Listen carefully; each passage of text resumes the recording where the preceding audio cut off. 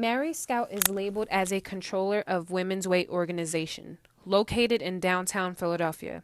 At Women's Way, young girls and women are provided with the tools and opportunities to educate themselves on how to be successful and to make a living wage. Okay. Women's Way was founded in 1977, so we're celebrating our 40th anniversary, and it was founded in 1977 because women's agencies that serve women and girls in the greater Delaware Valley were having a difficult time raising money, so they formed a federation to do it together. And now 40 years later, Women's Way raises money to make grants to organizations serving women and girls in the community.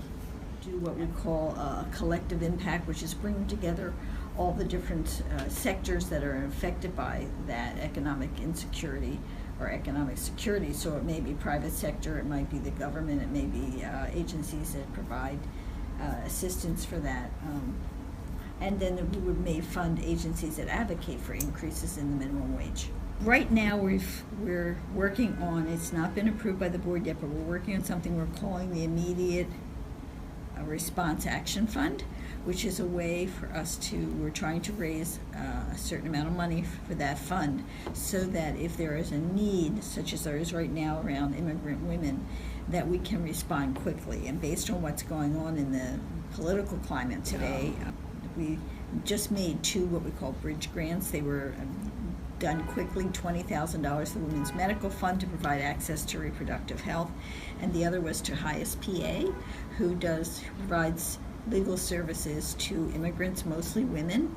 And we were able, out of that $20,000, to carve out $5,000, and the Bar Association and HIAS-PA had a session where they had over 500 attorneys show up, most of whom did not do immigration law, but were being trained so that they can provide legal services to immigrants. Veronica Johnson of Citizens Bank speaks her truth about how she was impacted by the income inequality and the lack of support for women and men throughout the workplace. Going into this field, I thought I would be financially set in a sense, and unfortunately that's not exactly what I received. Leaving Wells Fargo and going to Citizens Bank, I'm still being underpaid, and even though my goal was to be financially comfortable and financially set, that's not exactly everything that was given to me. According to AmericanProgress.org, public policy could help close the gender wage gap by prohibiting gender-based pay discrepancies and banning workplace policies that penalize employees for sharing wage information. Although the bill has been introduced in every Congress since 1997, Congress has yet to pass the Paycheck Fairness Act into law, thereby further contributing to the loss of hard-earned wages for millions of workers and families. Right now, we just finished a strategic plan, and we're talking about reproductive rights, reproductive health care, safety, and economic justice, and immigration.